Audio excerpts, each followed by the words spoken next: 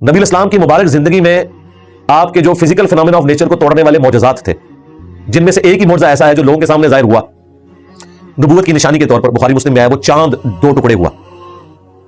ये एक निशानी थी जो बुखारी मुस्लिम में आया। नबी इस्लाम ने एक प्याले में उंगलियां रखी और चश्मे जारी हुए, 1500 सहाबा ने पानी पिया भी, जानवरों को पिलाया, स्टोर भी कर लिया। और जाबिर बिन अब्दुल्लाह के अल्फाज है बुखारी मुस्लिम में कि हम 1 लाख भी होते ना तो पानी इससे भी ज्यादा था।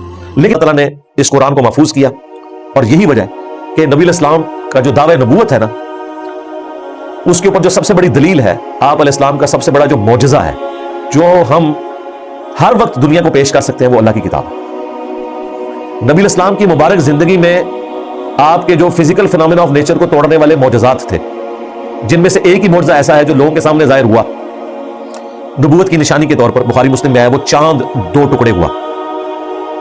ये एक निशानी थी जो लोगों के सामने थी। बाकी आपको जितने मौजज़ात मिलते हैं ना, वो नबी इस्लाम के इस तरीके से चैलेंज करके कोई दिखाने वाले मौजज़ात नहीं थे।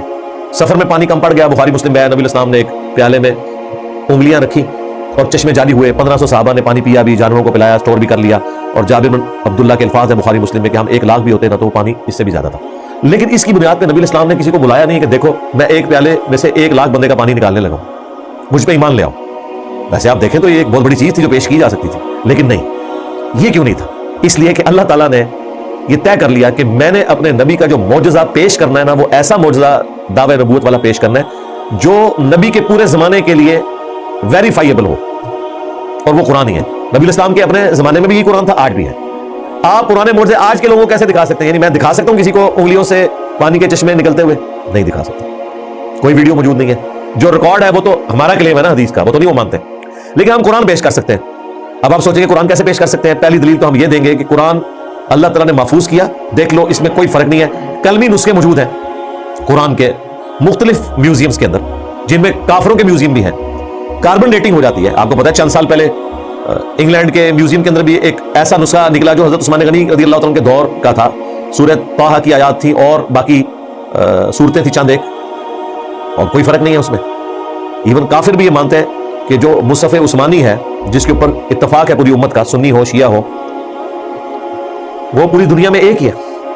और ऐसी हिफाजत है कि आप इंडोनेशिया का मुसलमान उठाएं, उसे कहें कि सूरह फातिहा पढ़नी शुरू करें, अल्हम्दुलिल्लाहि रब्बिल आलमीन, और अफ्रीका के मुसलमान को कहें कि अगली आयत पढ़, वो पढ़ेगा अर्रहमान अर्रहीम। फिर रशिया के मुसलमान को कहें इससे अगली वाली पढ़, वो कहेगा मालिक यौमिद्दीन। और कोई दो मुसलमान किसी भी एतबार से इख्तिलाफ नहीं करेंगे। ये बहुत बड़ा मौजज़ा है। तो अल्लाह ताला ने क़यामत तक के लिए मौजज़ा रखा कुरान, ताकि नबी इस्लाम की नबूवत क़यामत तक के लिए जस्टिफाई हो कि कुरान हकीम को आप किसी भी दौर के टेस्ट के ऊपर पेश कर सकते हैं। उस जमाने में अरब के लोगों को अपनी जुबान पर बड़ा नाज था। कुरान वो कलाम है जिसको सुनकर शौरा ने अपने कलाम फाड़ दिए कि इस तरह का कलाम हम नहीं लिख सकते।